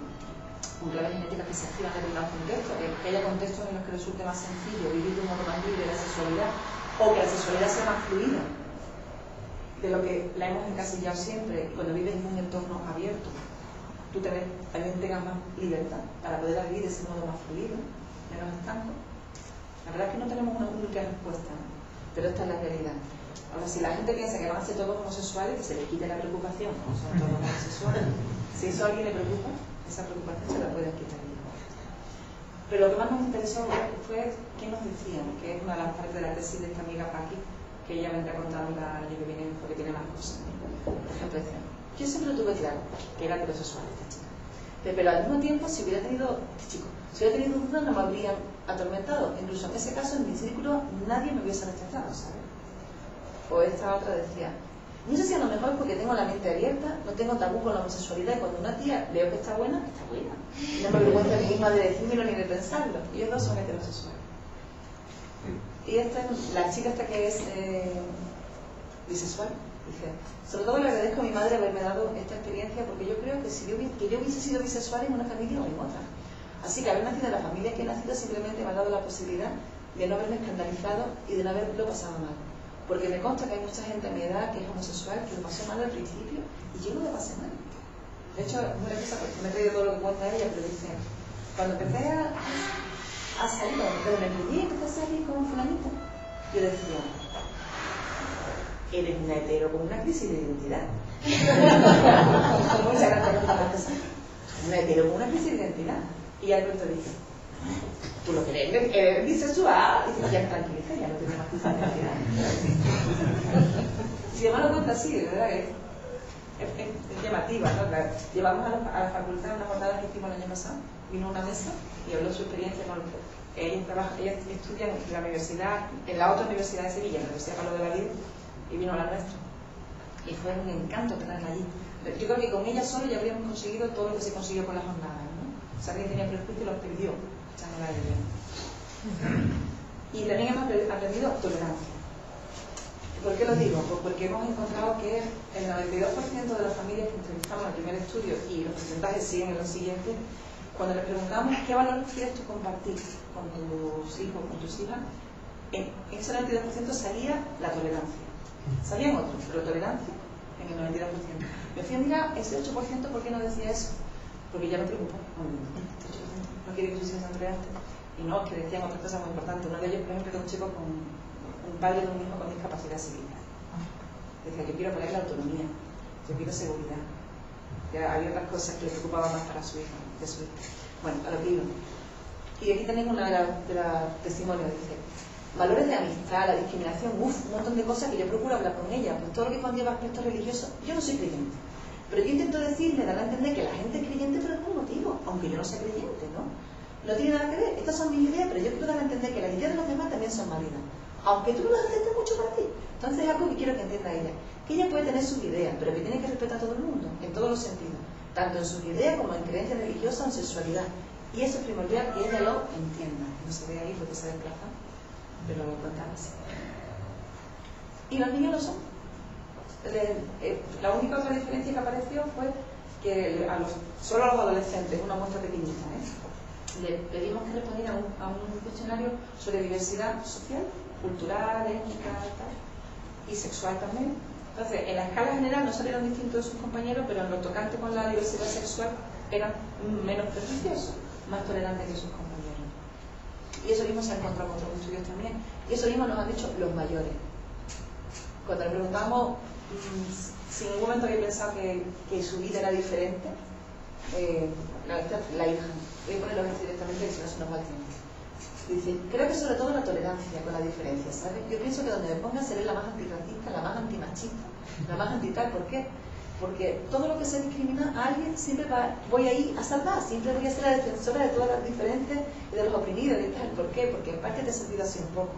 Entonces, claro, cuando te has sentido diferente, yo creo que también eso te abre mucho la cabeza y te hace súper tolerante y te hace una capacidad de empatía bestial ante muchas cosas. Y esta chica, que ella es hetero. ¿Y cómo nos parece que debemos contemplar la diversidad familiar?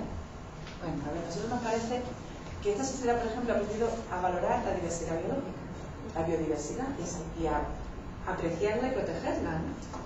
Porque la toman como un signo de salud y riqueza en un ecosistema, y sabemos que además nuestro futuro como humanidad está en que salvemos esa biodiversidad, ¿no? Pues de la misma manera, ¿sabes qué mal ha salido con esto? A nosotros nos parece que la diversidad familiar debemos mirarla como un indicador de salud social, porque querrá decir que cada familia tiene la libertad para definir su proyecto de familia como mejor le gane, y como un indicador de riqueza, como una oportunidad de enriquecimiento social, porque cada familia tiene cosas que aportar. Las madres solas, por ejemplo, que de ella le hablé hace un poquito, son las mejores gestionando recursos públicos. Encuentran todos los campos de verano, todas las aulas matinales, las bibliotecas, comedores escolares, vamos, tienen una habilidad fantástica, ¿no? Y son gente además muy hábil para gestionarlo todo, ¿no? Se han decidido ser madres no solo por casualidad, madres adoptivas, las que yo hago, ¿vale?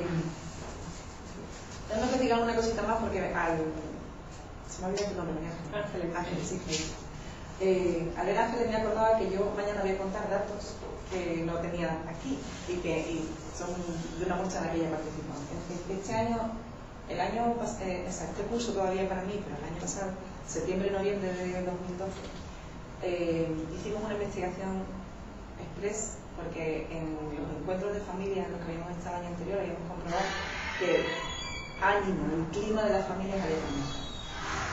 O sea, cada vez que las veíamos íbamos mejor, ¿no? Primero teníamos proyectos de tener familia, luego ya veías embarazada, luego ya venía con los niños, ya más niñas, y un buen clima, ¿no? Y de pronto en Oropesa y en Lloret que había cambiado el clima absolutamente, ¿no? Porque tenían que cambiar la ley y perder derechos.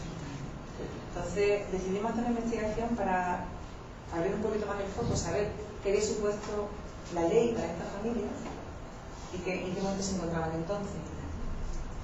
Entonces, cuando le preguntamos qué había supuesto la aprobación del matrimonio, lo que nos dijeron fue protección e igualdad legal, desde luego. O sea, les había dado la igualdad ante la ley, la protección para sus criaturas, la protección de sus vínculos, porque hasta ese momento, como sabéis, solo uno de los dos miembros de la pareja tenía vinculación legal con las criaturas. Pero no solo dijeron eso era lo que esperábamos. Nos dijeron que les había dado legitimidad, empoderamiento, sentido de ser ciudadanos de primera. O sea, equiparación en ese otro ámbito también, ¿no? El de la identidad. Les había dado visibilidad y normalización, tranquilidad, seguridad, relax. Y para algunos, comenzar a plantearse la paternidad. De hecho, eran casi todos hombres los que nos dijeron esto. Y decían cosas como: cuando tú eres consciente y asumes que eres homosexual, de algún modo renuncias a la paternidad. Y nosotros la apartamos de nuestra cabeza, porque ser padre era no ser homosexual era no ser padre. Dice, cuando de pronto se va a aprobar la ley, se van a plantearnos, ¿por qué no? ¿Por qué no? Y incluimos eso en nuestro horizonte como familia, ¿no? Había otros que no, hay otros que tenían muy claro desde siempre que habían querido ser padre, habían perseguido ser padre de mil maneras, habían conseguido arrastrando montones de problemas, y después de la ley pues normalicen sus relaciones y tal, ¿no? Legalicen. Pero hubo quien se lo empezó a plantear a partir de la ley. Y una de las cosas que le preguntábamos era quién sabía en su entorno que ellos eran homosexuales y que eran pareja. Entonces aquí tenéis antes y después de la ley. En Moradito, las familias en las que no lo sabía, esto es en la familia extensa. En Moradito, en familias en las que no lo sabía nadie, ¿vale? En verde, familias en las que lo sabían algunas personas, en otras.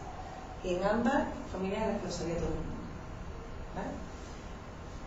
Y como veis, afortunadamente después de la ley no hay nadie que esté en el armario, claro, o sea, no tienen niños, estas cosas, digamos. Pero bueno, aún así, se ha reducido mucho las familias en las que hay miembros de la familia relevantes que no lo saben, y el 88% lo sabe todo el mundo. Y lo mismo ocurrió con el trabajo. En el trabajo había muchas malas que no habían comentado absolutamente nada. Un tercio de la muestra no había dicho nada en el trabajo, otro tercio más o menos se había comentado a uno o dos compañeros de trabajo, que ya está, y otro tercio se había dicho abiertamente a todo el mundo. Y estos son datos después de la ley. El 70% lo dice abiertamente en el trabajo. Son las mismas, es longitudinal. Son ellos comparados con ellos mismos. Y la evolución, que no están aquí los datos de comparación, son significativos. El 71% lo he dicho a todo el mundo ya, el 24% a algunas personas, y aún queda un reducto pequeñito de gente que no lo ha dicho en el trabajo y que trabajan en lugares muy homófobos. O sea que es más incomprensible. Y esto lo tengo que contar porque no me da tiempo ni de poner el cartel. Le pedimos a las familias que nos dijeran cómo estaba siendo su bienestar como persona, como familia, ¿no? Que intentaran valorar en una escala de 1 mucho malestar a 5 mucho bienestar en la familia, cómo se sentían en relación con la sociedad en la que vivían, ¿vale? Con mucho bienestar o con mucho malestar, de 1 a 5, ¿vale? El 5 era el mucho bienestar y el 1 el mucho malestar. Entonces, las familias nos dijeron, antes de la ley, de media nos salía un 3 y pico en esa escala de 1 a 5.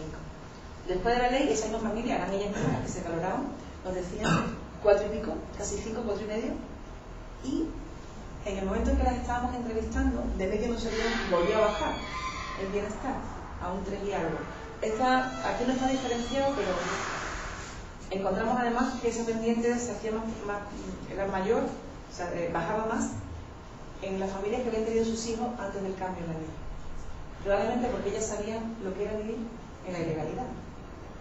Entonces no querían ni muertas volver a aquello. Así que la verdad que cuando ya por fin se aprobó, salió la resolución del Constitucional, fue una felicidad para todos nosotros y para toda la familia. Nos mandaron correos electrónicos preciosos. Nosotros escribimos a todas ellas felicitándolas y ellas nos respondieron, muchas de ellas, y he traído solo un cachito de uno y con él vamos a terminar. Y dice: es un momento histórico, dentro de unos años probablemente nos sorprenderá tanto la ausencia de derechos para homosexuales y lesbianas como ahora nos parece la barbaridad de que los negros no se pudieran sentar con los blancos en los autobuses americanos o que las mujeres no pudiesen votar. Recordemos que siguen mandando a personas por su orientación sexual en muchos países del mundo. En uno es la homofobia social, pero en otro es la propia ley la que lo establece. Ojalá el sentido común y la cordura se impongan ante tanta barbarie. Solo desde el respeto y la solidaridad y el reconocimiento de la diferencia y de la pluralidad como valor en una sociedad, la inteligencia y la creatividad, conseguiremos seguir adelante y ser mejor. Con esto me parece que es una buena declaración de principio. Termino.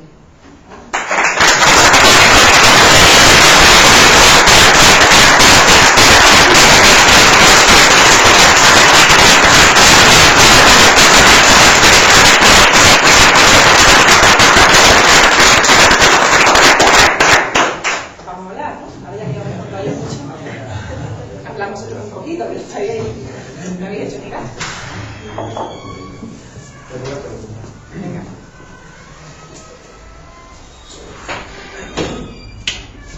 Estas familias tienen problemas de visibilidad. ¿Habéis de trabajar con ellos el tema de ser visibles ante la sociedad? ¿O normalmente ya asumen que son, digamos, que no cumplen con las normas sociales y lo llevan bien, lo llevan mal? Pues mira, como dicen las propias familias, que los niños te sacan del armario, ¿verdad? O sea que lo dicen así, que incluso las que habíamos guardado, digamos, un cierto silencio y ni siquiera en la familia lo habían contado abiertamente, o se habían contado solo una hermana, pero no habían dicho nada, y aparecían por allí con la novia, pero no decían que era la novia, y tal, cuando ya se deciden a ser madres o a adoptar un niño, pues es que salen visibles. Entonces, yo creo que el proceso en estas familias, todas estas tienen hijos, el proceso en ellas empieza cuando se deciden a ser padres o madres, para algunas de ellas. Para otras, sobre todo los más jóvenes, que claro, ya nos ha dado tiempo de tener gente de distintas generaciones. Claro, los que tienen ahora 30 y tantos años han vivido toda España. Entonces, tengo en mi cabecita a una parejilla de las que hemos visto en Andalucía hace poquito, que han adoptado a un niño que ya van, el pobre por la tercera operación. Le han operado de corazón, le han hecho un implante coclear, la tienen que hacer. Y estos llevan juntos toda la vida y su familia ha sabido toda la vida que ellos eran novios. Y se fueron a vivir juntos y en el trabajo él tiene puesta la foto desde siempre, la foto del novio y el otro también. Y eran de los que pensaban que iban a tener hijos. Y cuando se aprobó la ley, no lo reconocieron. ¿Y si nos planteamos? Y decidieron ir por el niño que les dieran, el niño que necesitara padre. Y le dieron un niño normal y bonito, se come. Y entonces ha habido desde este perfil de gente más joven que ha vivido, digamos, de un modo muy visible desde siempre, que en niñas se encaja en una lógica de visibilidad, a gente que ha vivido situaciones porque sus familias eran ideológicamente muy conservadoras, porque el contexto en el que vivían era muy cerrado, han vivido con mucha más clandestinidad y para ellas, en unos casos la maternidad o paternidad y en otros casos la ley les ha abierto las puertas de la vida. Esa es nuestra experiencia. Yo creo que ahora son muy extrañas. De hecho, una de las que nosotros vimos en la primera investigación, la segunda, que vinieron a vernos, pidieron una tutoría, una consulta, ¿no? Que nos conocían por las cosas de investigación, vivían de un modo absolutamente normalizado, las dos, y nos preocupaban mucho, pero tenían un problema de aceptación de su propio lesbianismo, ¿no? Entonces, pues charlamos con ellos, con ella, y dijimos, ¿por qué nos planteáis trabajar en eso? aconsejamos una buena terapeuta, fueron, y ahora bueno, tiene una evolución que ya misma lo dice, ¿no? Es que no tenemos nada que ver con la que tú viste la primera vez, ¿verdad? Está mucho más feliz. A que se cogen de la mano por la calle. Se me ha puesto yo ahora. Una cosa, para hacer un turno de preguntas, podéis levantar todos la mano si queréis preguntar. Pero si a alguien se le ocurre algo después. Yo realmente no quiero preguntar, yo quería constatar una cosa, es que realmente las parejas, matrimonios, familias heterosexuales tampoco son una garantía de felicidad y que todo va a ser bien sobre hojuelas. No lo son. Porque también tienen sus problemas de identidad, de aceptación, de maltrato a niños y tantas cosas. Incluso recientemente hay un caso de la madre, el tío, el padre, el hermano, no sé qué, que violaban a una niña, no sé si de 6 años. 2 años, sí. Después de no sé cuántos años. Eso es evidentemente heterosexual y nadie dice. Cuando nosotros metemos la pata, hacemos una ropa, lo que sea, enseguida saltan, los homosexuales, Pero nunca dicen, mire, estos heterosexuales han hecho también una cosa. Realmente no somos mejores, pero no somos tampoco peores. Eso es lo que hay que apuntar y decirle a la sociedad. Eso es, Y no quería más. Pero creo que hace muy bien remarcarlo y yo verás, trabajo en protección de infancia también y en la asignatura que yo enseño hablamos de contextos de desarrollo e intervención de familia y hablamos de todo tipo de malos tratos, todas las circunstancias en las que los niños se han envuelto, cómo hay que intervenir con ellos, qué hay que hacer y les dejamos muy claro que no está ligado a la orientación sexual de ninguna de las maneras. De hecho, el abuso sexual tiene el rostro masculino sobre niñas, fundamentalmente. Es un horror. Un horror. Y a nadie se le ocurre decir, vaya, estos heterosexuales abusadores. Eso no llega. No llegamos. No llegamos. Yo no suelo decir que soy ni que dejo de ser, pero en este contexto creo que es honesto decirlo, ¿no? Yo hasta ahora me pido como heterosexual, mis amigas lesbianas dicen, está bien que digas hasta ahora, porque así no perdemos la esperanza. La verdad es que hasta ahora la vida no me pide como heterosexual, no sé qué pasará que no. Pero he visto tantas evoluciones en las familias que nos han contado, puedo traer cualquier cosa. Pero yo me he hecho del colectivo, ya lo digo, porque como me di de frente con la homofobia, cuando empezamos a investigar en estas cosas, de pronto yo pasé a ser la bestia negra de la psicología evolutiva, la lesbiana por definición. En otros contextos, por supuesto, me guardo mucho de decir que no soy lesbiana. Ya ella, piensa lo que quiera. Hasta en mi puerta de mi despacho todavía, este año hemos puesto soy lesbiana en un cartel. Una cosa que dice, en psicología, en la facultad, en mi facultad, en mi puerta, hay un cartel que dice soy lesbiana.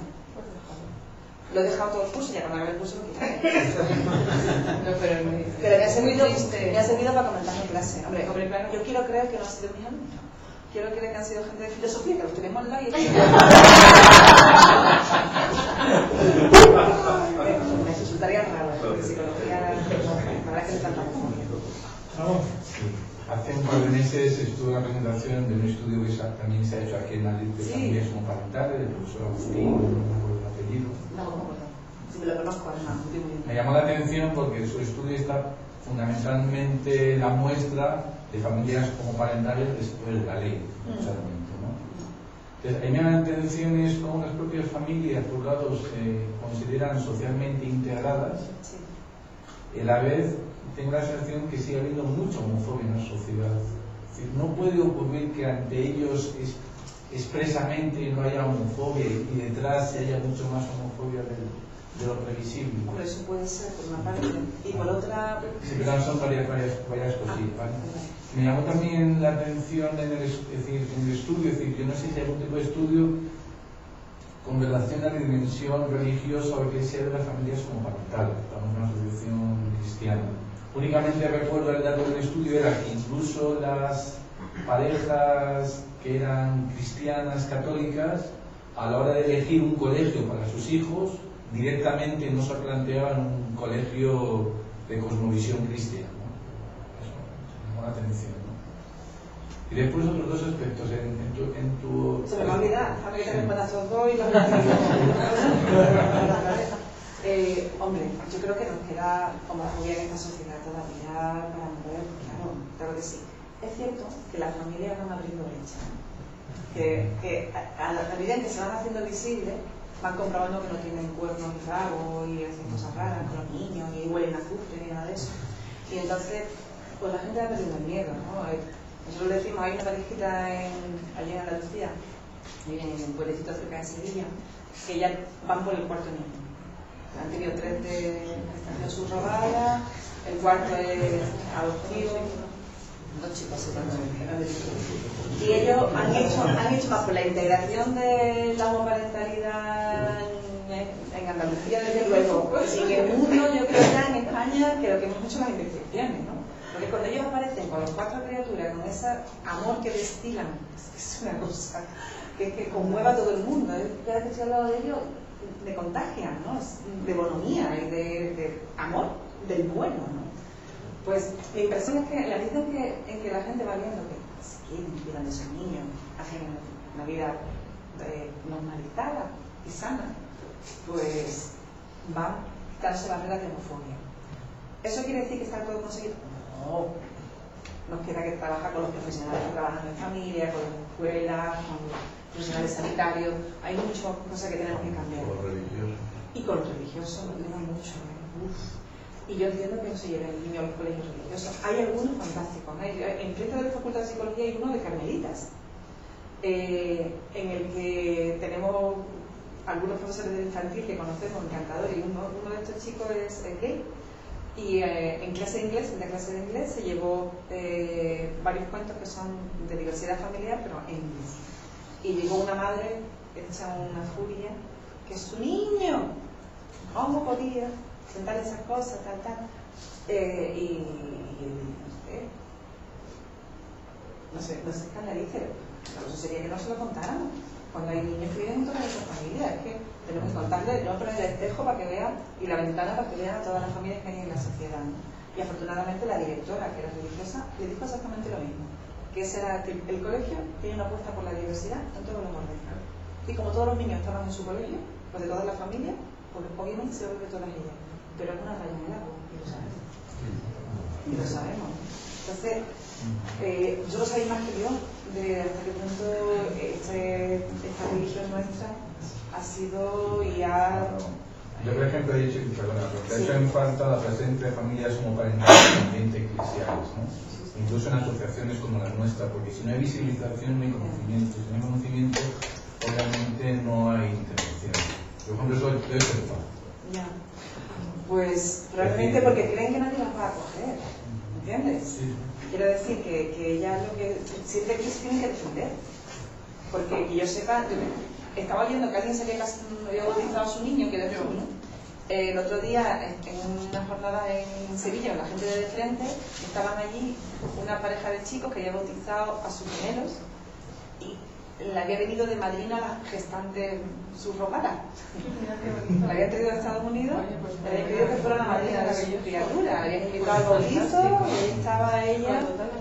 Así, y el otro día, ahí estábamos Alberto y yo, bautizando a las niñas de... Pero claro, ¿ocurre en todas las parroquias? No. ¿Hay curas que no te dejan bautizar a tu criatura? Pues sí. Es lo más común. O sea, lo extraño es lo contrario. Entonces, ¿qué van a ir? ¿A que les den tortas? ¿Tú no puedes entender que se protejan? Yo lo entiendo perfectamente. Yo las tortas me las llevo yo, pero a mis niños no se las llevo. Entonces, mis principios no, a mí. No, yo hablo de los ámbitos eclesiales imposibles. Como por ejemplo en Crismón, porque hay una familia muy parental. Claro, pero el Crismón a lo mejor no lo conoce todo el mundo. O sea, que a lo mejor tenéis que ser más visibles también vosotros. Yo quería comentar algo con respecto a lo de las familias. Yo personalmente estoy casada con una mujer, tengo un niño de 3 años. Está guapo. Es que lo va siguiendo. Sí. Gracias. Y con unas amigas nuestras de nuestra asociación de familias gays y lesbianas con hijos, que es Galey, pues tiene a sus 2 hijos en los Menesianos. Y ellas están en su parroquia de siempre, no han cambiado porque ellas pertenecían de toda la vida al grupo parroquial y tal, y oye, y quieren que sus hijos sigan viviendo esa realidad porque para ellas es bueno. Y el cura de la parroquia, pues bueno, les acepta y tal, y no hay problemas. Y los menesianos, cuando llegaron, los niños les dijeron, no os preocupéis, si hay alguna familia que dice que vuestro hijo es tal o cual, esa es la familia que tiene que salir del colegio, no vosotros. Desde luego. O sea, eso lo he vivido yo en primera persona, que a lo mejor es, pues, o yo por ejemplo, este año, ahora estoy llevando al niño a un campamento urbano a los Sagrados Corazones. Fíjate tú, bueno, yo madre mía, entrando a los Sagrados Corazones, porque yo creo que tengo tisiofobia. No pasa nada, ¿no? Vamos a ver. Vamos a ver, yo soy la que un lobo, ha venido un lobo y tú reaccionas con ansiedad y protegiéndote. Yo, pues esto es como un lobo. O sea, cuando dejen de morder, no habrá que protegerse de ellos. Claro. ¿Te parece? No, pero yo este verano me he planteado ir llevar al crío a un campamento urbano porque en casa es hijo único y no se aburre y tal, lo típico, ¿no? Y enfrente de mi casa hay un colegio, pues el de los Sagrados Corazones, de curas, tal. Y yo yo iba así, con mi escudo, mi mujer, un poquito más adelante, ¿sabes? Pero, o sea, yo pensé, tengo un problema. Y lo primero que pregunté, oiga, por favor, somos dos mujeres, estamos casadas, ¿esto les queda a ustedes claro? No, pero es que yo tenía miedo, claro. Y me dije, ¿pero qué dices? Pues que no pasa nada. Yo creo que el tema con los homosexuales o con las familias homoparentales es más a nivel jerárquico que a nivel de base. Eso está clarísimo.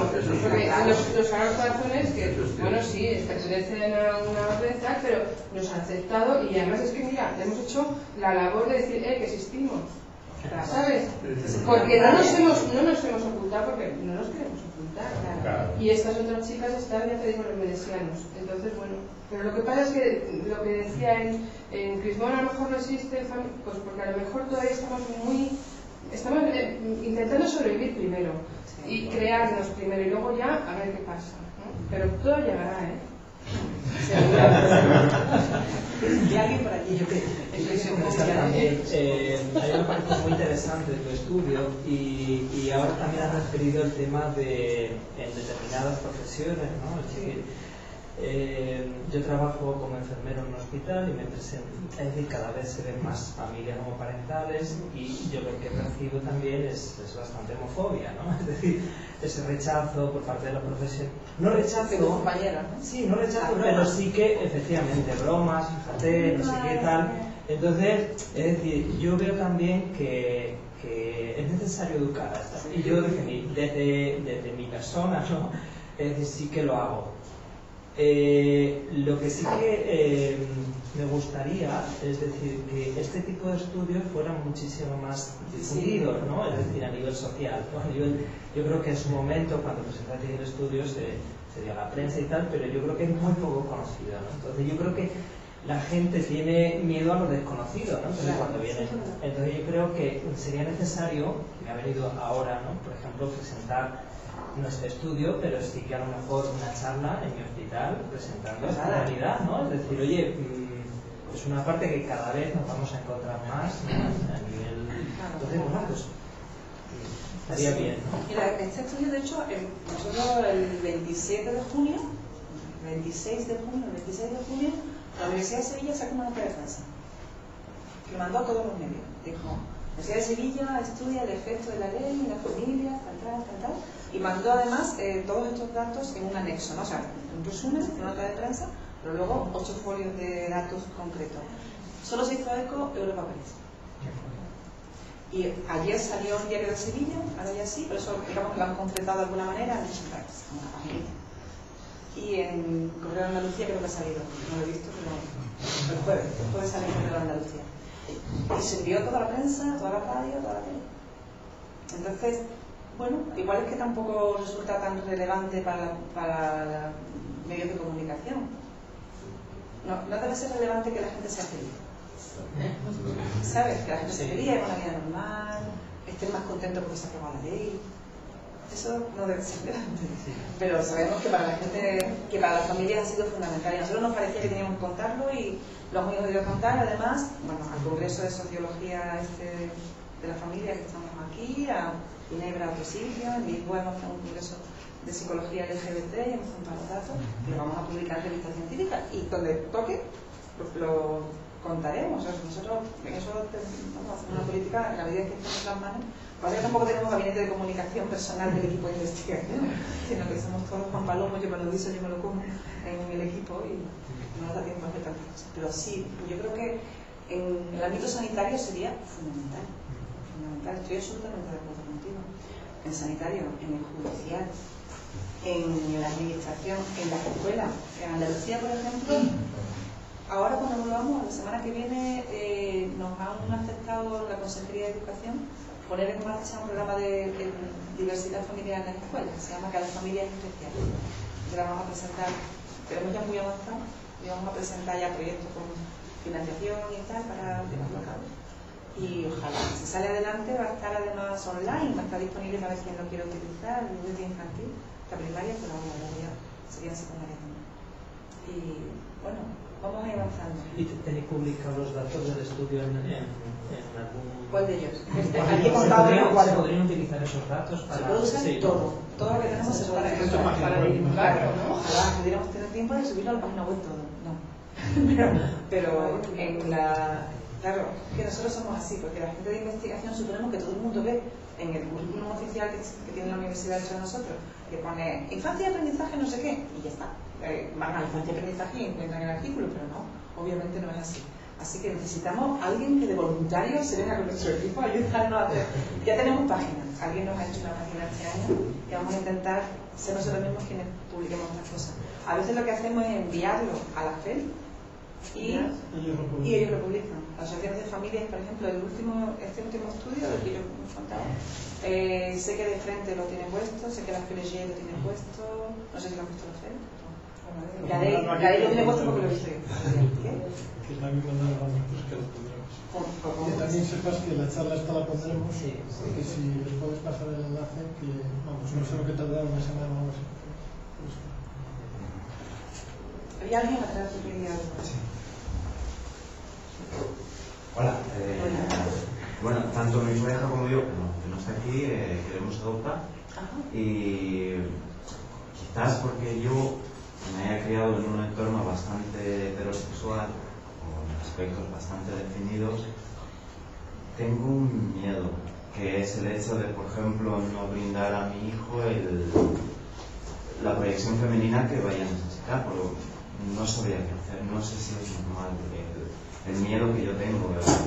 El hecho, por ejemplo, a mí me viene a la cabeza el primer día de mi hermana, de menstruación y demás, ese tipo de cosas.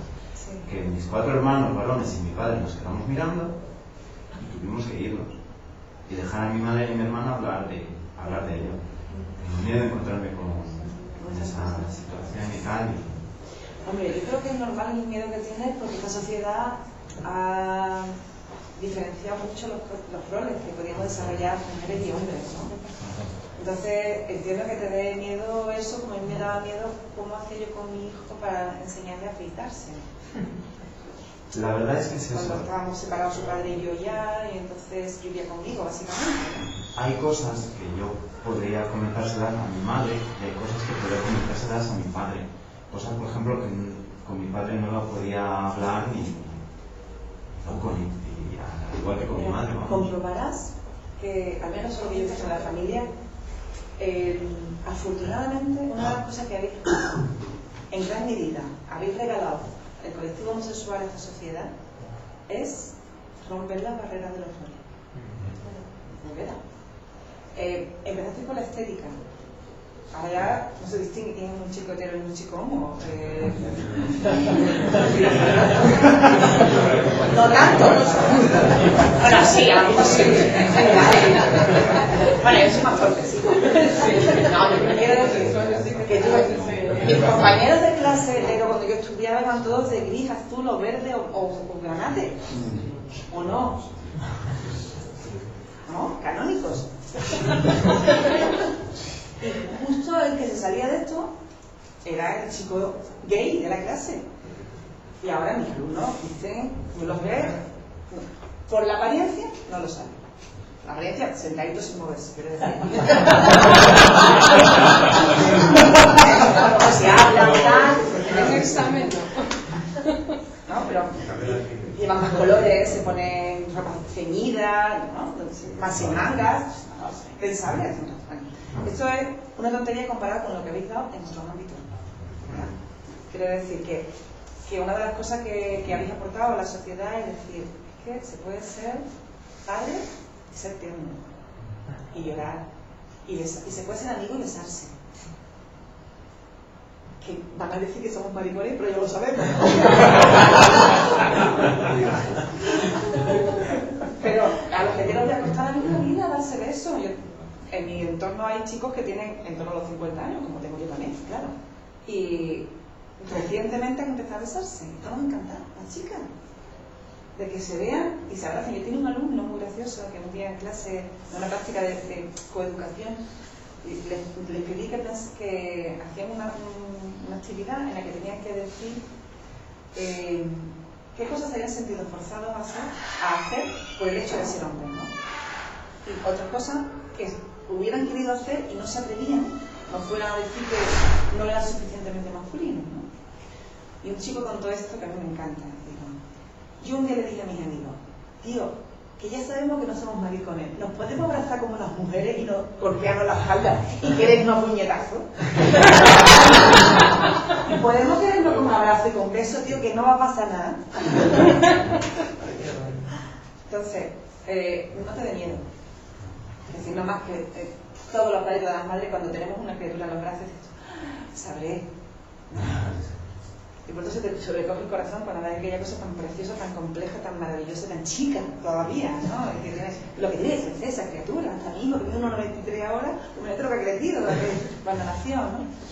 Pero luego la vida te va ayudando y si no, pide ayuda. O sea, si hay un momento en el que te sientas que te faltan herramientas, pide ayuda.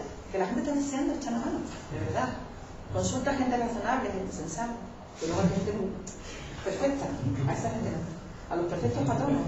Pero la gente razonable que admite la debilidad es había que poder. ¿Queréis amigos? Y si tenemos una chica y tiene las reglas, sabrán a la cara. Y la habrás preparado. Cuando llegue ese día no se lleve la sorpresa que nos llevamos a A ver, teóricamente sí saben qué decir y tal, pero luego... ¿sabes?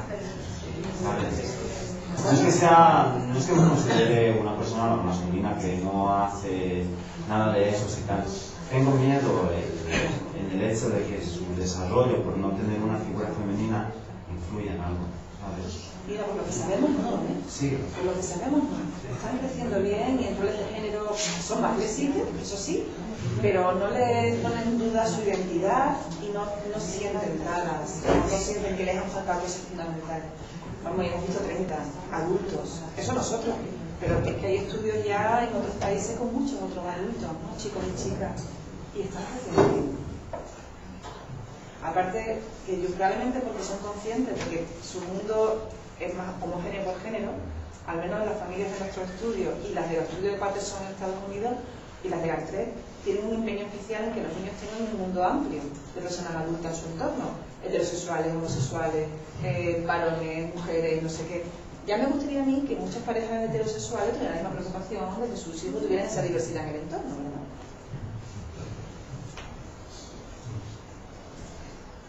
Bueno, yo quería preguntar, ¿cómo está el tema de las adopciones a nivel de gobierno nacional y internacional en familias homoparentales? Porque lo pregunto porque yo hace unos años fui a una charla de Kogan que hablaba sobre lo que has dicho antes, lo de la paternidad subrogada, ¿no? Entonces habían varones homosexuales, tanto a nivel individual como con pareja, que tenían que verselas como muy mal, ¿no?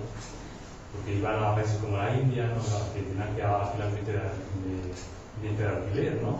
Y tenían que costearse luego pues el embarazo, el parto, bueno, se gastaba mucho dinero y luego pues eran muchas trabas. Entonces claro, a mí lo que me reprodujo es una especie de frustración porque claro, a nivel internacional comentaban que muchas ONGs, por ejemplo de China, ¿no? Que hay tantos niños, o países de Rusia, pues ya si dices que eras homosexual, porque tal o pronto se van a enterar, por la asistente social, por lo que tienes que decir, a no ser que adoptaras a nivel individual, pues te ponían trabas. no sé cómo España está ahora, no sé si quieres adoptar a nivel nacional, si se lo ponen mal a las parejas hetero. A nivel nacional no te ponen ningún problema, no más que lo que tengo, quiero decir. O sea, que supongo que puede haber, dependiendo de la comunidad autónoma, mayor o menor favorecimiento, digamos, ¿no? Pero lo que yo sé, al menos en Andalucía, ningún problema. En adopción nacional. El problema está en que no todo el mundo quiere adoptar niños o con problemas, o con hermanos, o mayores. O sea, en este país tenemos un horror de niños todavía en centro, en el sistema de educación.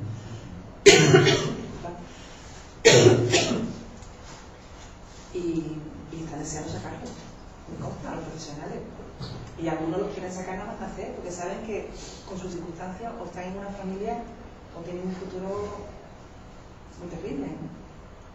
Entonces, si tú estás dispuesto a adoptar a un niño o una niña con determinadas enfermedades o alteraciones visuales o auditivas o tal, o si esa es tu situación, puedes adoptar en meses, ¿vale? Que te dan el valor de idoneidad. Si estás dispuesto a adoptar hermanos y además de unas edades también, o sea, depende. Si quieres adoptar un niño sano, recién nacido o en el primer año de vida, lo vas a tener difícil tú, pero también lo tiene difícil yo si quiero adoptar a un niño sano en su primer año de vida, en España a nivel nacional, porque afortunadamente cada vez se dejan menos niños, cada vez se reduce la paternidad de menos niños al nacer. Eso era una realidad en este país hace unos años, cuando la maternidad soltera estaba perseguida, por ejemplo, pero ahora es muy poquito, para su suerte, que tienen ese abandono de la primera infancia. En otros países, es verdad que cada vez lo han puesto más difícil en China y en Rusia, cada vez los países son pequeños. En Etiopía todavía tal, pero parece que empiezan a poner también algunas trabas a madres solas y no estoy segura. Creo que en algún estado de Brasil sí que se permite y en algún otro. Yo no estoy al tanto del país.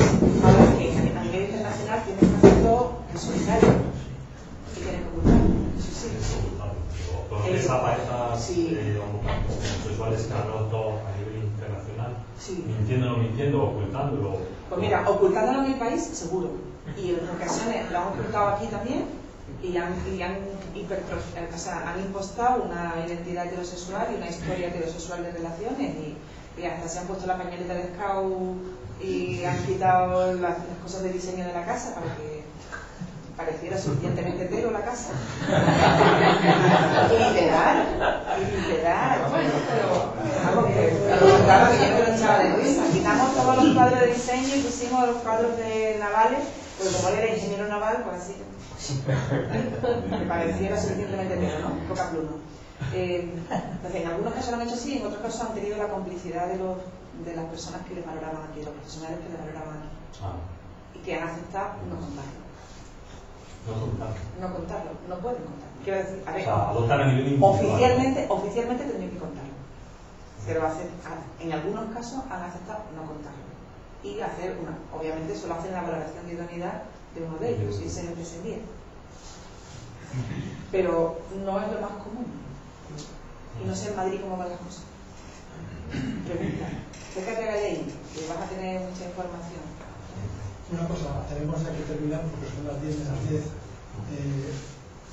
Te damos a ti la palabra y con esto ya cerramos el turno de trabajo. En realidad no era una pregunta. En todo caso, muchas gracias por siempre. Es un encanto escucharte, de verdad. No, más que nada quería añadir un par de cosas a lo que acaba de preguntar él. Muy bien. Porque yo estoy en el proceso de adopción aquí en Madrid. Y bueno, primero, la experiencia del personal, de la gente, de la trabajadora social y de la psicóloga es muy positiva. O sea, no he tenido ningún problema. Y digamos que a mí me llamó la atención cuánto mi identidad sexual influyera en mi vida. O sea, evidentemente yo lo sé, Pero cuando luego empecé con la biografía y empecé a contarles mi vida, y todo, pero todo estaba empapado de lo que yo soy, de lo que había vivido. Entonces, en cada tema salía la homosexualidad. Y ningún problema, ninguna pega me han dado, y todavía no me ha llegado la idoneidad, pero sí que me la van a dar, ¿sabes? ¿A nivel individual? Sí. Que además he pedido problema. Al ser italiano, la cosa será litigada, pero bueno, eso parece ser solucionado. Una cosa, en realidad, en general, con la adopción internacional es cada vez más difícil, porque hay muchos países que en los documentos oficiales dicen que a los solteros sí dan niños, Rusia, pero luego de hecho no lo dan. Y entonces, incluso cuando tú vas a la Comunidad de Madrid y a la sala informativa te dan un tocho así, con un montón de información, pero mucha de la información que te dan ahí es falsa, pero ellos mismos lo dicen, porque dicen esos países, aunque no digan que no dan niños, pero hace años que ya no lo dan. Por lo cual, y luego hay países como Rusia que están cerrando. Dependía de la provincia, me parece que cada vez es más difícil. Incluso Y provincias en las grandes adoptaban. a solteros, nada. O sea, solteros, nada. Había algunos países que sí daban a mujeres y no a hombres. Sí. Y en general aquí en Madrid lo que sí fomentan es el acogimiento. Porque en todo caso, adopción nacional es difícil, adopción especial hay pocos casos, y a mí también me aconsejaron empezar, que es otra cosa, eso hay que necesitar, pero hacer acogimiento, si quieres construir una familia. Acogimiento permanente. Sí. En otros países que existe la adopción abierta, yo creo que España está en proceso de evolucionar a ello, que son hijos legalmente tuyos, pero tienen relación cada tanto tiempo periódica con su familia biológica. A veces no es de visu, a veces no es ni siquiera física, pero sí se comunican por correo electrónico, o se hablan por teléfono cada cierto tiempo. Ahí está, digamos, de algún modo tasado. Hay bastantes países en los que la adopción tiene esa cualidad, y yo creo que deja más protección. Quiero decir, porque el acogimiento permanente sería la figura equivalente para nosotros, aunque en el acogimiento no es legalmente tu hijo. Es lo único que no es. Por todo lo demás es tu hijo. Y va a seguir siendo tu hijo toda la vida. Solo que, bueno, no tiene tu apellido, nada más que eso. Yo creo que habría familias a las que le daría más seguridad, aunque fuera una adopción con un mayor o menor grado de apertura en algunos casos. Porque hay familias que quieren seguir manteniendo relación con los niños, pero tienen circunstancias que les hacen difícil ocuparse de ellos. Entonces, bueno, van en acogimiento permanente habitualmente. Muy bien, pues yo quería darle las gracias a María del Mar y también a todos vosotros por haber estado aquí. Quería darle a María del Mar un detalle que es, vamos, ninguna de las charlas en esta asociación se pagan por ellas, pero al menos te damos un recuerdo.